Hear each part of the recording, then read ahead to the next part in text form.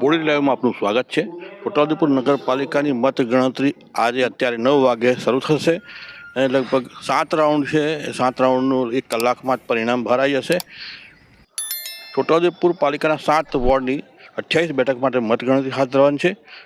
નગરપાલિકામાં ભાજપ, બહુજન સમાજ પાર્ટી, કોંગ્રેસ, આમ આદમી પાર્ટી વચ્ચે ખરાખરીનો જંગ છે।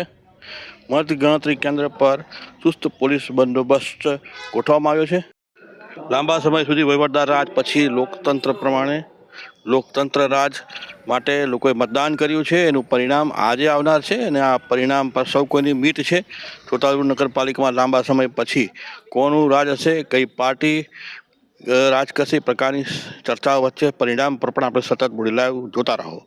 તમામ અપડેટ્સ અમે આપની સમક્ષ રજૂ કરીશું। Thank you.